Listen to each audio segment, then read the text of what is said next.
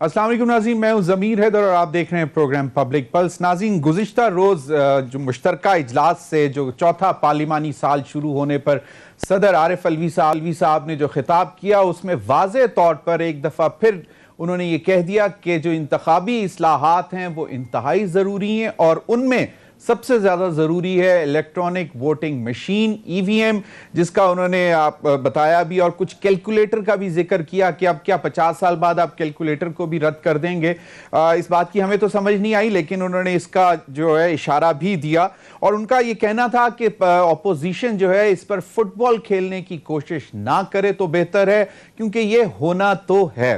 हुकूमत अभी तक इस पर जोर दे रही है और आपको याद है अब से कुछ रोज कबल फवाद चौधरी साहब और फिर आजम सवाती साहब और बाबर अवान साहब ने तीनों ने मुश्तरका प्रेस कॉन्फ्रेंस भी की थी और जिसमें उन्होंने कहा था कि कम वक्त में ये तो होगी और हम इसको लेकर आएंगे और अगर ज़रूरत पड़ी तो मुश्तरका इजलास बुलाकर इसको बाकायदा बिल की शक्ल में मंजूर कर लिया जाएगा।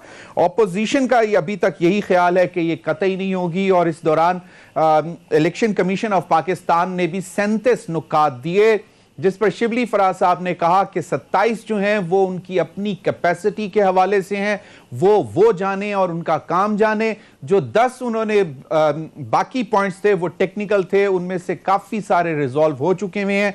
और उसके बाद कहा यह गया कि इलेक्शन कमीशन जो है वो सियासत कर रहा है और ऑपोजिशन का स्पोक्स पर्सन बना हुआ है। इलेक्शन कमीशन जो है वो ऑपोजिशन के साथ एक पार्टी बनकर बयानात दे रहा है। उसी हवाले से आज इलेक्शन कमीशन में एक आला सतही इजलास हुआ और जो कि सिकंदर सुल्तान साहब जो चीफ इलेक्शन कमिश्नर हैं उनकी जेर सदारत में हुआ। इस इजलास में इलेक्शन कमीशन और चीफ इलेक्शन कमिश्नर पर जो इल्ज़ामात लगाए गए उनको जेर बहस लाया गया। इलेक्शन कमीशन ने इन इल्ज़ामात की पुरजोर अल्फाज में तरदीद की और इन्हें मुस्तरद कर दिया। यही नहीं, सिर्फ सदर पाकिस्तान और सेनेट स्टैंडिंग कमेटी की मीटिंग के दौरान वफाकी वजीर रेलवे जनाब मोहम्मद आजम खान सवाती की तरफ से इलेक्शन कमीशन पर जो इल्ज़ामात आयद किए गए हैं उस पर उनसे सबूत मांगने का फैसला भी किया गया।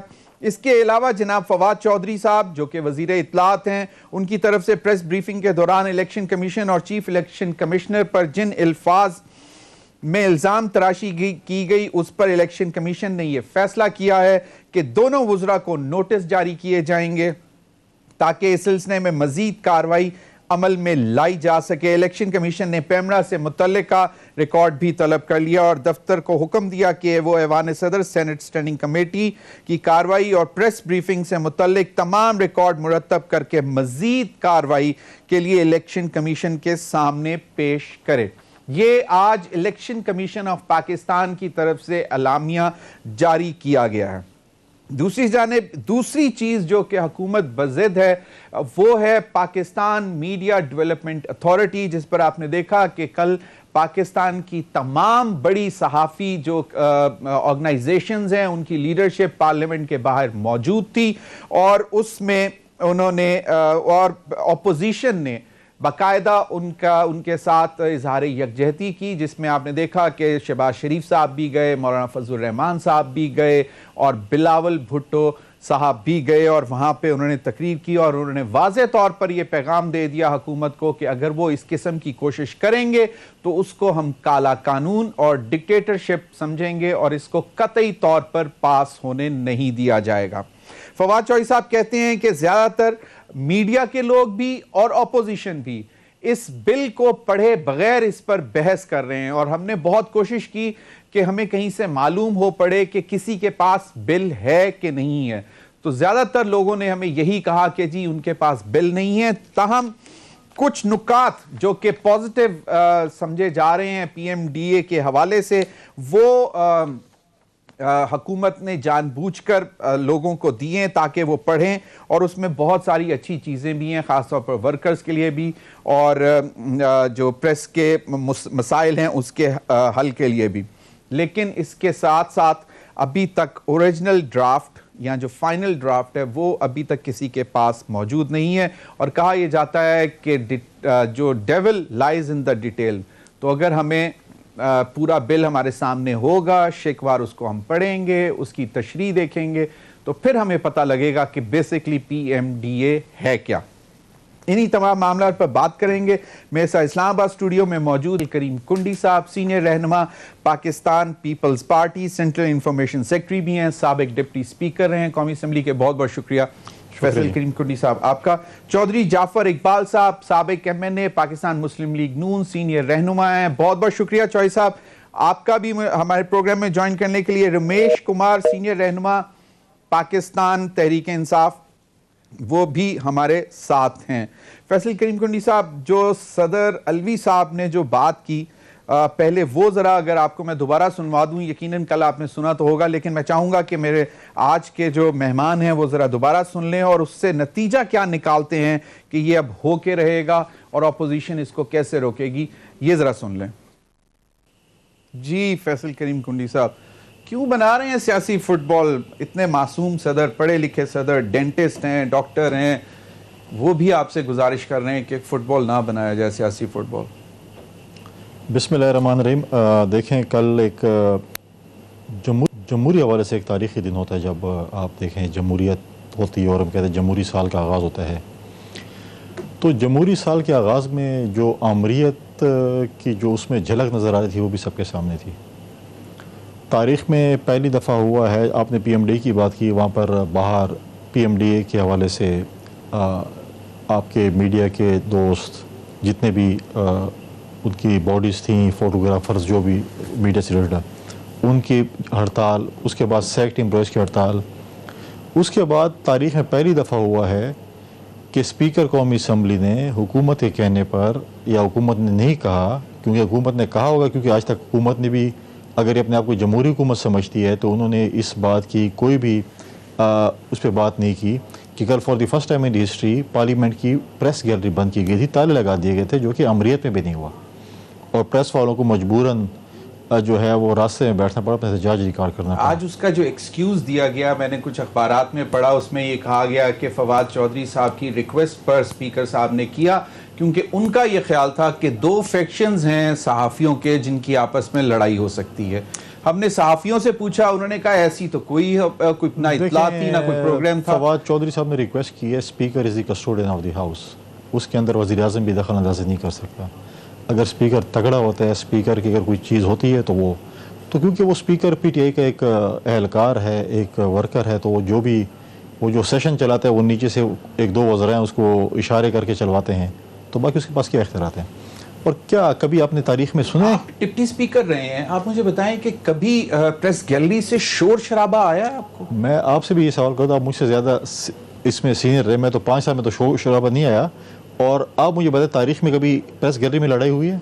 नहीं, प्रेस गैलरी में कभी शोर शराबा नहीं हुआ, लड़ाई नहीं हुई, खामोशी से वॉक करते थे और कोई ना कोई नीचे से ट्रेजरी या ऑपोजिशन से पिन पॉइंट करते थे। एहतजाज ये होता है कि वो खड़े होते हैं, वॉकआउट करते हैं, स्पीकर सीनियर मेंबर्स को भेजते हैं कि जाके आप उनको मना के ले, कंसर्न सुने, और वो नॉर्मली ये होता है कि 98-99% ये होता है कि वो कंसर्न सुनने के बाद वापस अपना एहतजाज खत्म करके अपनी जो है उस पर, और पूरे कभी भी नहीं लगे पूरे तकरीर में जो है प्रेस गैलरी। एक आप तो माशाल्लाह डिप्टी स्पीकर रहे हैं, पार्लियामेंट का हिस्सा है ना प्रेस गैलरी, पार्लियामेंट का हिस्सा है। फिर आप कहते हैं कि आप पार्लियामेंट गैलरी में ना बैठे, आप जाके कैफेटेरिया से कि वो जो CCTV जो लगी हुई है उससे जाके अपनी मतलब है कि कवरेज करें, ठीक है।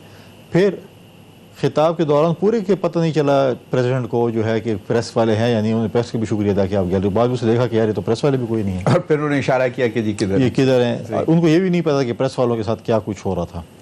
और उसके बाद एक और इंकशाफ उन्होंने किया कि माशाअल्लाह से इमरान खान साहब पीर भी बन गए, अभी तावीज़ भी देंगे लोगों को। उन्होंने कहा ना कि लोग उनके मुरीद बन जाएं। हाँ, दुनिया को उन्होंने कहा कि दुनिया के लीडर्स को उनका हमें पहली दफ़ा पता चला कि उनसे सीखना चाहिए। हमें पहली दफ़ा चला कि जो है इमरान खान साहब पीर भी हैं, अभी वो लोगों को तावीज़ वगैरह भी देंगे, और मतलब है कि अब ये तो मुझे नहीं मालूम। उन्होंने कहा है कि मुरीद तो पीरों की होते हैं ना, और तो किसी चीज़ नहीं होते। शागिर्द के हवाले से शागिर्द होते हैं, और मुरीद और पीर एक और चीज़ होते हैं, खलीफा। और जो मैं मतलब है कि या तो कहते हैं कि वो इतने ज़हीन है आप इनके शागिर्द बन जाए, वट जो चीज़ भी है, लेकिन ये चीज़ें जो है वो एक मैं नहीं समझता कि तारीख़ी तौर पर जो कल हुआ ये एक मैं नहीं समझता कि एक जमहूरी हुकूमतों में ऐसी चीज़ें होती हैं। चलें ठीक है, EVM पे जो सदर साहब ने बात की, सियासी देखिए फुटबॉल सदर साहब ने तो ईवीएम की सदर साहब ने क्या, सदर साहब को तो हुकूमत की तरफ से या इंफॉर्मेशन मिनिस्ट्री की तरफ एक स्पीच दी गई थी, उन्होंने रट लगा के उसको सुनाना था और क्या करना था। ईवीएम पे आप एक कॉन्स्टिट्यूशनल इदारा है, उसके एतराज़ात आए हैं, 37 एतराज़ात आए हैं, आप उनको एड्रेस तो करें। आप ये नहीं कहते, आपकी जो बात नहीं सुनता आप कहते हैं आप जाओ जहन्नम में, आपको हम आग लगा देंगे, आपने पैसे पकड़े हुए हैं। तो आज़म सवादी साहब ये बताना फरमाएंगे कि जो आरटीआई सिस्टम बैठा था तो क्या आपने पैसे लड़ाए थे उधर आरटीआई सिस्टम बिठाने के लिए, जो आप कह रहे हैं इल्ज़ामात लगा रहे हैं, और अगर आपने इल्ज़ाम लगाए भी है एक संजीदा और एक सीनियर और ये कोई नया पॉलिटिशियन नहीं, आज़म सवाती साहब बहुत पुराने पॉलिटिशियन हैं, सही, ठीक है, और मैं उनको संजीदा से अगर आपने इल्ज़ाम लगाए तो आप साबित करके दें। लेकिन सबसे बड़े अफसोस की बात यह है कि एक आईनी इदारे पर इल्ज़ाम लगाया है और हुकूमत की तरफ से अभी तक उसकी कोई भी उसकी कंडीशन नहीं आई है, वज़ीर-ए-आज़म साहब की तरफ से नहीं है। और ये सुना जाता है कि जो ऐसी बातें करते हैं वज़ीर-ए-आज़म साहब उसको ज़्यादा अप्रिशिएट करते हैं, इसलिए मेरे ख्याल में आज़म सवादी साहब भी कह रहे थे चलो मैं भी ऐसी बात करूँ, शायद मुझे भी अप्रिशिएट करना शुरू कर, शाबाशी मिलती है वज़ीर-ए-आज़म साहब की तरफ से, तो शायद ये बात हुई हो कि जी मैं भी शाबाशी ले लूँ इस चीज़ में। तो लेकिन आज हैं आज़म सवाती साहब को शाबाश दी वज़ीर-ए-आज़म ने, अनऑफिशियल तो मुझे है कि सुना गया कि आज काबीना में उनको बड़ी शाबाशी दिया, आपने बड़ा अच्छा किया, इस इदारे ने हमारी बात नहीं मानी, हमारे जो है वो रियाया बनने की नहीं बनी, डट गए। तो अब उन्होंने भी आज इलेक्शन कमीशन ने भी मीटिंग की है, हमने भी फैसला कर रहे हैं, पाकिस्तान पीपल्स पार्टी जो है हम अपना वफ्द इलेक्शन कमीशन के पास भेजेंगे, उनके जो एतराज़ात है 37 हम उसको देखेंगे, उनसे इंफॉर्मेशन लेंगे। हम इदारों में हमारे भी तहफ़्फ़ुज़ात हैं मुख्तलिफ़ इदारों पे, लेकिन कभी हमने इस किस्म के लकबात इन इदारों को नहीं दिए हैं। सही, बिल्कुल सही। हमें इदारों को मजबूत करना चाहिए, और ये इल्ज़ाम भी इस इदारे पे नहीं होना चाहिए कि ये हमें तो ये इल्ज़ाम लगाते हैं ये जो इदारे आपने हैं इनके सरबराह हैं, ये लीडर ऑफ द हाउस और अपोजिशन ने माजी में लगाए हैं, तो ये किसने लगाया, इनके सेक्रेटरी को किसने लगाया, इनके ये तो इन्होंने लगाया ना। तो अब ये चाहते हैं कि हर कोई इनकी रियाया बन जाए, अब रियाया तो नहीं बन सकती, जो न बने तो वो चोर और डाकू हैं, पैसे पकड़े हुए होते हैं लोगों ने बस। चौधरी जाफर इकबाल साहब, सर सदर की गुफ्तगू भी आपको हमने आज दोबारा सुनवा दी, कल भी आपने सीन देखे होंगे, और क्या कहते हैं, क्यों सियासी फुटबॉल बनाने की कोशिश कर रहे हैं? पीएमडीए पे बाद में आएंगे, जरा पहले ईवीएम के हवाले से जो है खदशात आप लोग तो मान जाएं, चलें वो एक इंडिपेंडेंट इदारा है इलेक्शन कमीशन ऑफ पाकिस्तान, वो खुद डिसाइड कर लेगा। जरा सवाल दोहरा देंगे, आपकी आवाज कट गई। जी चॉइस जाफर साहब, मैं कह रहा था कि सदर आरिफ अलवी साहब ने कल कहा कि ऑपोजिशन ईवीएम के मामले को, इलेक्ट्रॉनिक वोटिंग मशीन को सियासी फुटबॉल ना बनाए। आरिफ अलवी साहब ने कल बहुत कुछ कहा, लेकिन आपने चले ईवीएम का सिलसिला चुना तो उस पर बात कर लेते हैं। आरिफ अलवी साहब समेत पूरी पीटीआई ने ना तो उन ममालिक की स्टडी की जहाँ पे ईवीएम या उससे मुतलका या उससे मिलते जुलते किसी इलेक्ट्रॉनिक वोटिंग के निज़ाम का जो है वो तजर्बा किया गया हो, और ना ही जिन वजूहात की बुनियाद पर उन्होंने उसे अपनाया और तर्क किया, ना उनको सामने लेके आए। ये एक ख्वाहिश है, और सिर्फ इनकी ख्वाहिश नहीं है। मैंने बहुत सीनियर जर्नलिस्ट, आप भी शायद उन महफिलों का हिस्सा होंगे, तो 2-3 अहबाब से सुना कि जब जनरल बाजवा ने उन्हें बुलाया, और वो खुफिया नशिस्तें होती हैं, बाद में बहुत सारी बातें उनमें से पब्लिक भी की जाती हैं, तो वहां भी ईवीएम के ऊपर खासा जोर दिया गया और कहा गया कि ये होना चाहिए और बहुत अच्छा है। पहली बात तो ये है कि ईवीएम से इनकार किसी ने नहीं किया। 2017 के इंतखाबात की जो इंतखाबी इस्लाहात थी, उसकी शिक नंबर 130 है, जिसके अंदर यह है कि इलेक्शन कमीशन एहतमाम करेगा और वो ऐसी मशीन लेके तजर्बा करेगा, उसकी रिपोर्ट पेश करेगा। वो रिपोर्ट पेश की गई, मौजूद है कौमी असम्बली में, उसे बहस के लिए हुकूमत क्यों नहीं पेश करती? और अगर उन चीजों को, एतराजात को दूर कर लिया जाए, बेहतर कर लिया जाए, तो बिल्कुल उससे बस चलना चाहिए। फिर ये देखना चाहिए कि क्या किसी मुल्क में ऐसा हुआ कि एक गो में सारे मुल्क के सारे इंतखाबी निजाम को इसके ऊपर आप ले आए? कभी भी ऐसा नहीं हुआ। पहले पायलट प्रोजेक्ट बनते हैं। अभी तक हुकूमती वुज़रा ने, या जनाब इमरान खान साहब ने या आरिफ अलवी साहब ने ये इंदिया नहीं दिया कि वो ये इलेक्ट्रॉनिक मशीन जो आई है इसके ऊपर सबको एतमाद में लेंगे। पहली बात तो एतमाद में लेना चाहिए सारी पार्लिमानी क़यादत को, फिर मरहलावार उसे जो है वो किया जाएगा, नाफिज किया जाएगा और उसको आगे जो है लेके चला जाएगा।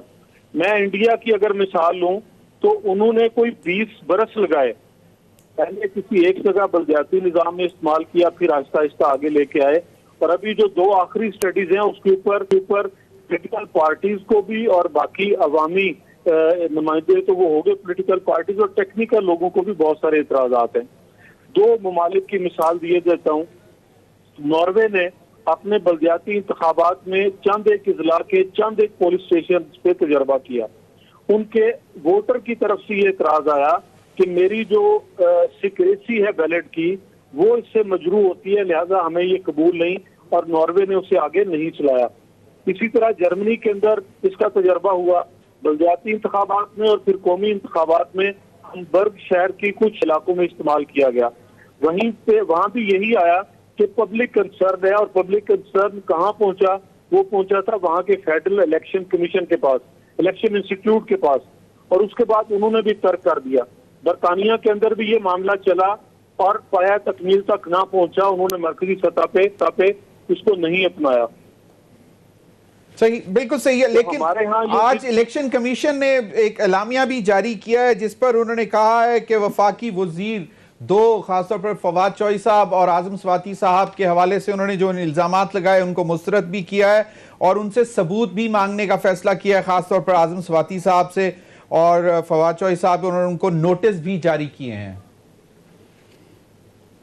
जी बिल्कुल, जाहिर बात है जब वज़रा गैर जिम्मेदारी का मुजाहरा करेंगे और वो ये नहीं देखेंगे कि उनका करने का काम क्या है। इनका काम ये है कि इलेक्ट्रॉनिक वोटिंग मशीन के जो मामला हैं उनको देखें और उनकी इस्लाह करें। चलें, बिल्कुल। मैं चाहूंगा कि मैं जरा ब्रेक ले लूं, तो ब्रेक के बाद चौधरी साहब फिर आपसे भी इसका जवाब लूंगा, और फिर रमेश कुमार साहब से भी पूछ क्या वजह है कि हुकूमत को इलेक्शन कमीशन नोटिस कर रहा है हुकूमती वुज़रा को। ब्रेक के बाद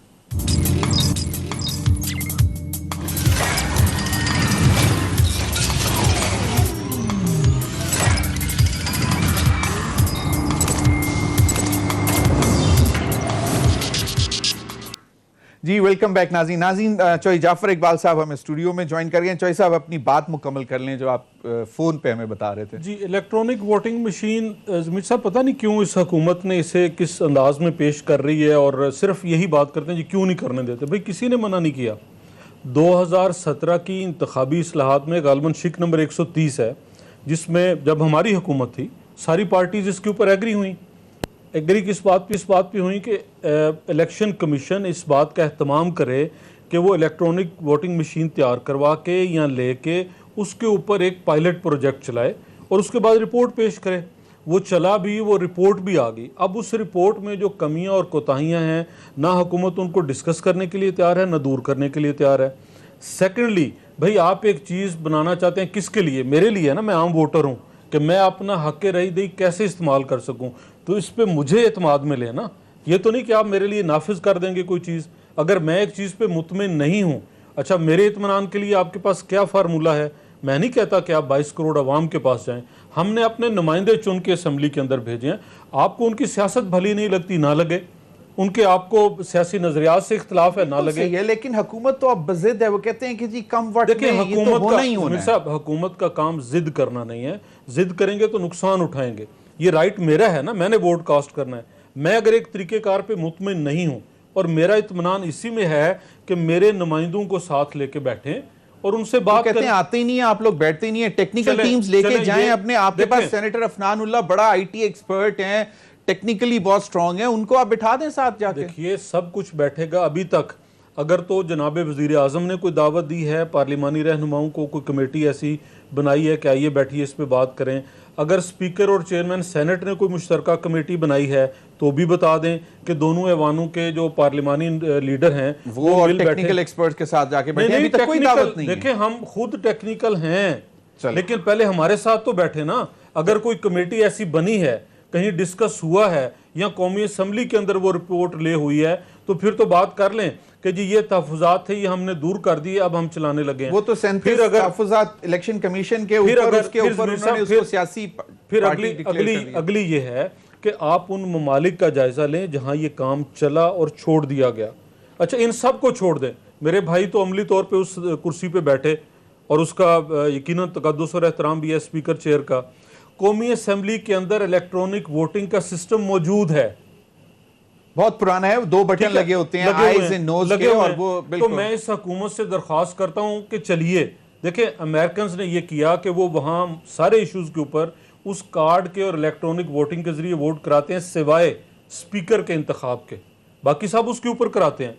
तो पहले वहां से शुरू कर लें, वहां से शुरू करें। और चलें, उसके ऊपर रमेश कुमार काम से करें पूछ और लेते हैं। देखें कि क्या अमली तौर पे ये मुमकिन है या नहीं है। वो ये करने के लिए तैयार नहीं है, और अगली बातें जो है वो इतनी दौड़ दौड़ के करते चले आ रहे हैं। सही। रमेश कुमार, डॉक्टर साहब, जी क्यों नहीं आप, मतलब सदर कहते हैं कि सियासी फुटबॉल बनाने की कोशिश कर रही है ऑपोजिशन, और ऑपोजिशन कहती है कि हमें बुलाते ही नहीं है, बैठकर बात ही नहीं करने के लिए तैयार, तो ये क्या मतलब बस जबरदस्ती धौंस से लेके आ जाना ही है बिल? देखिए, मैं समझता हूं हर तरह की तरफ से जो है ना, एक सियासत जिस तरीके से की जा रही है वो गलत ट्रैक पे जा रही है। आप ईवीएम मशीन असेंबली में घुसते पहले जो है राइट साइड पे लगाई गई एक्सपो के लिए, फिर वहां पे डिस्कशन हुआ, उसके बाद एक डिस्कशन हुआ कि सेनेट की अंदर एक कमेटी बनाई जाती है जिसमें सारी पॉलिटिकल पार्टीज इसके ऊपर डिस्कस करेंगी। इसमें कोई शक नहीं है कि इलेक्शन कमीशन एक ऐसा इदारा है जिसके अंदर हमारी डेमोक्रेसी डिपेंड करती है। बार बार जो एक दूसरे के ऊपर जो इल्जाम लगाया जाता है, हारने वाला कभी अपनी हार नहीं मानता है। आपके और चाहे वो उस ब्लू फोल का जरूर फायदा लेता है कि ये धांधली हुई, तो हारने वाला ये कहता है कि मुझसे जबरदस्ती हराया गया। तो इस इदारे को एक तो ऑटोनोमस है, और एक तो उसकी जो है वो उस कंसेंसस के साथ काम करना चाहिए। ठीक है, लेकिन चलें ये तो चलें टेक्निकल चीजें, लेकिन आप मुझे बताएं कि वुजरा उठकर एक इंडिपेंडेंट आईनी इदारे के ऊपर इतने सख्त इल्जामात लगा दें, और आज वो फिर एलामिया भी आ जाए कि नोटिस भी लिया जाए और वो इस पर बाकायदा कार्रवाई करने के ऊपर आ जाए। ये हम मानते हैं कि इलेक्शन कमीशन का के पास ये मैंडेट नहीं है कि वो कोई सियासी स्टेटमेंट दें और कोई सियासी मतलब पार्टी बने किसी के साथ, लेकिन वुजरा को भी तो मतलब ये बातें पब्लिकली नहीं होनी चाहिए थी। इलेक्शन कमीशन का मैं समझता हूं कि एक वुजरा ने इल्जाम लगाया। नहीं, आपने कहा जो है वो एक अहमियत है, ये भी कहीं नहीं लिखा, और तो हमें कब अपनी बना राय इलेक्शन देनी कमीशन चाहिए पार्टी? जितनी भी पॉलिटिकल वुजरा ने पार्टी इल्जाम लगाया मगर जो इदारा जो कंडक्ट नहीं, आपने यूं ही उसको दोहरा दिया।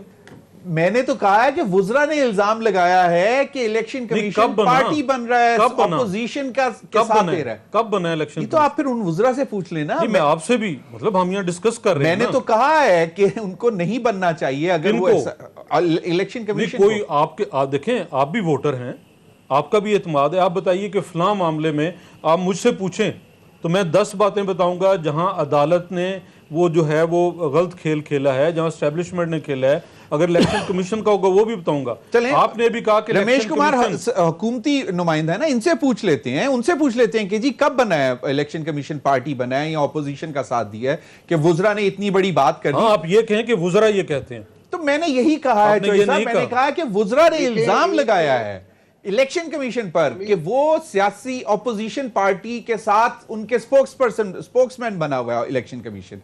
ये हमारे पास मौजूद होगा, वो हमको सुनवा भी सकते हैं। या जी रमेश।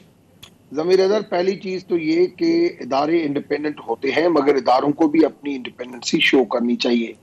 कम से कम उनको किसी भी पॉलिटिकल पार्टी का रेस्पॉन्स देने के लिए मीडिया से दूर रहते हुए रिटन में एक देना चाहिए कि ये ईवीएम मशीन है, इसके ऊपर ये हमारे एतराजात हैं। ऐसे ही होता है। और उन्होंने अगर आज, मगर एग्रेसिवली कहीं पे भी नहीं होना चाहिए। एक इदारा इंडिपेंडेंट है, आपके वजीर कहते हैं आग लगा देते हैं जाके इसको, इलेक्शन कमीशन ऑफ पाकिस्तान को आग लगा देनी चाहिए हर तरफ।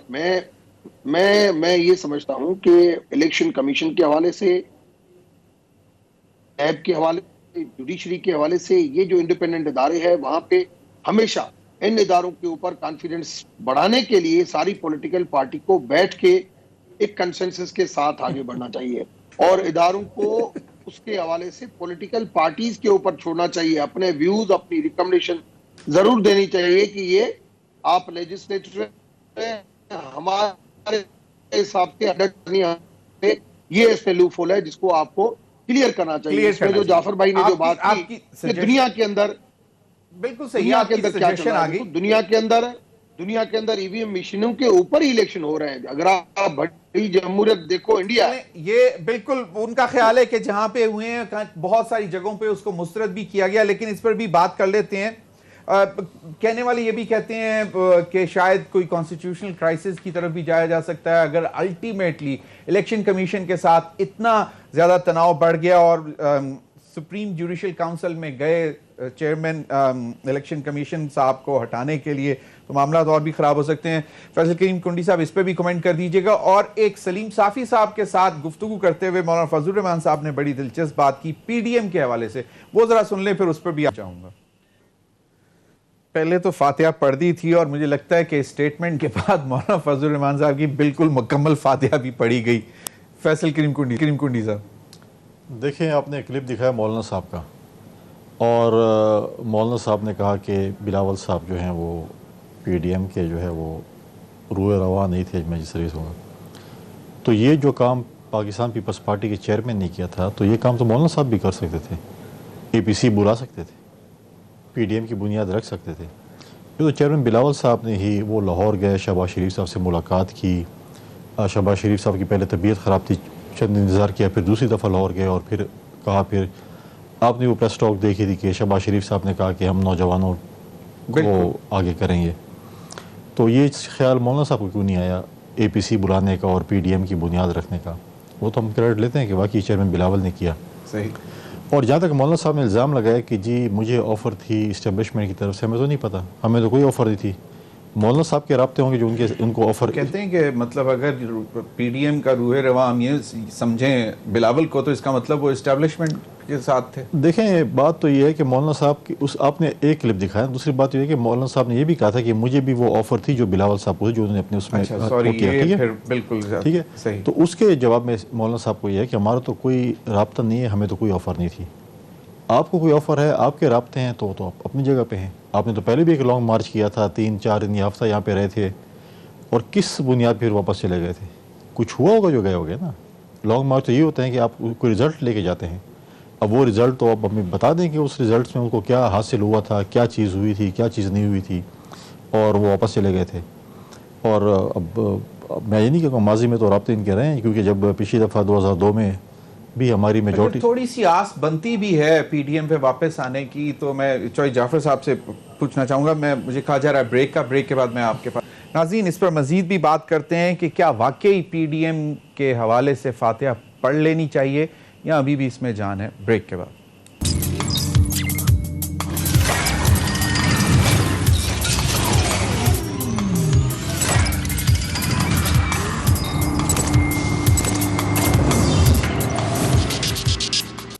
वेलकम बैक नाज़रीन। चौधरी जाफर इकबाल साहब, मौलाना साहब की गुफ्तगू आपने सुन ली, और अब क्या वाकई पीडीएम में उस तरह जान रह गई है?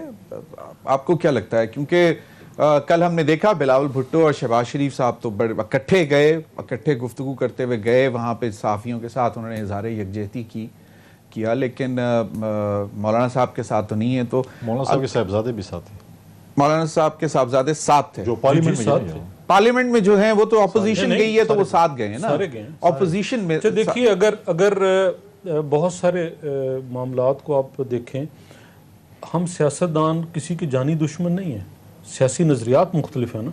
जहाँ जहाँ पे आप चीज़ों पे यकसुई पैदा कर लेते हैं, आपस में अफ़हाम तफ़हीम पैदा कर लेते हैं, कंसेंसस पैदा कर लेते हैं, उन मामलात पे आप इकट्ठे चलते हैं और चलेंगे, क्यों नहीं चलेंगे। अगर साफ़ी बरादरी के पास जाना था तो शहबाज साहब के साथ सारी अपोजिशन की है, बिलावल साहब भी गए, अच्छी बात है।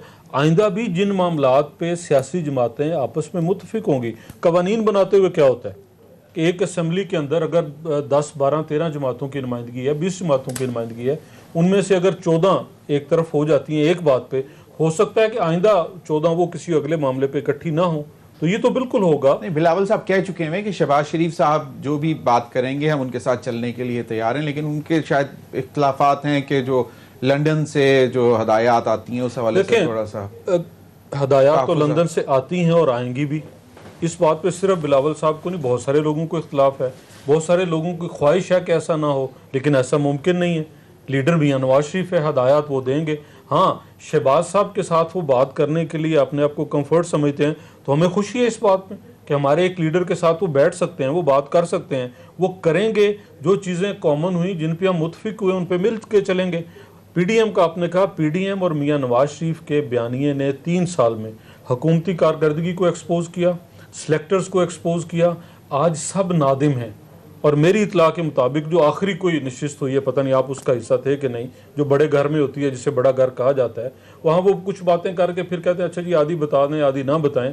ये अफगान मामले पे भी 2-4 नशिस्तें हुई आर्मी चीफ के साथ साफियों की, तो कुछ लोगों ने कहा कि जी वो इस चीज़ पे मेरे नादिम पास ऐसी इतलात भी नहीं है, ना मैं गया हूँ, आपके पास यकीनन इतलात जी होंगी, हैं, तो हैं आप कुछ लोगों ने, जी जी बिल्कुल।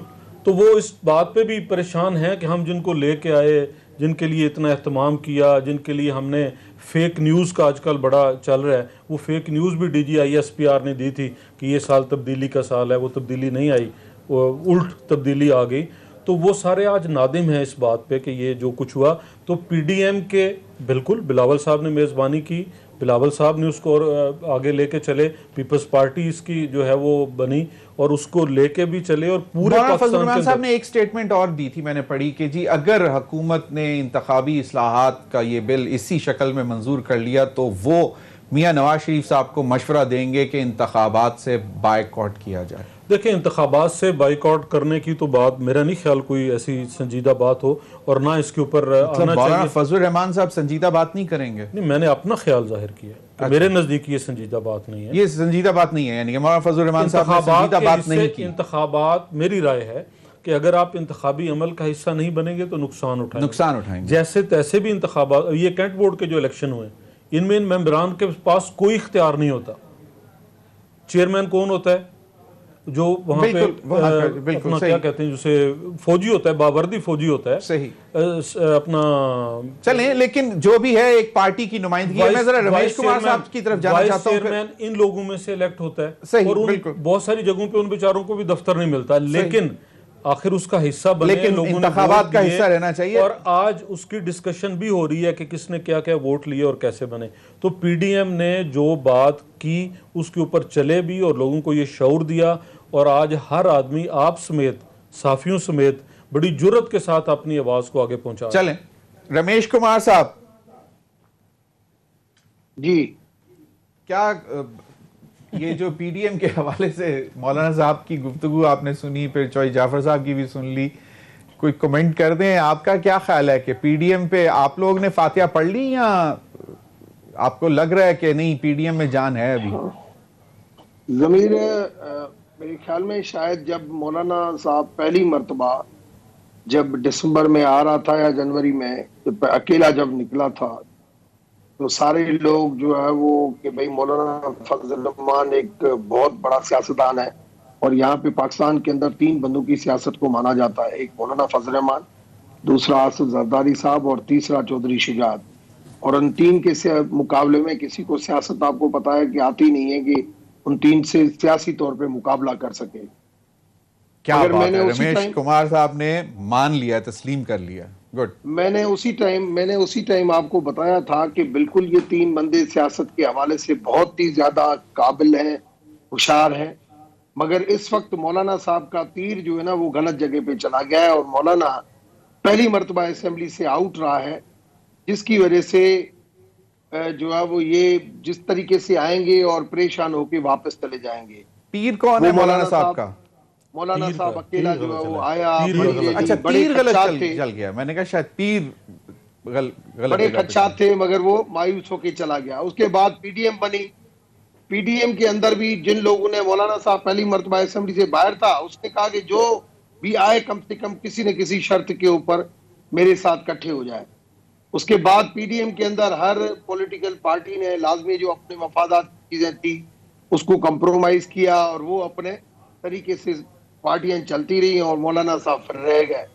सलीम साफी जैसा बंदा जो कह रहा है कि आप फातह पढ़ लें, मैं समझता हूं उसके बाद भी पीडीएम का जिक्र आ जाना कि पीडीएम कोई अब कोई अभी एक बना हुआ है जिसके ऊपर बिल्कुल लास्ट एंड फाइनल कमेंट में जरा फैसल करीम कुंडी साहब से लेना चाहता हूं। पीडीएम का खत्म हो चुका है, पीडीएम अब खत्म हो चुकी है। पीडीएम खत्म, इलेक्शन 2023 में होंगे या 2024 में होंगे, वो वक्त बताएगा। 23 में होंगे या 24 में?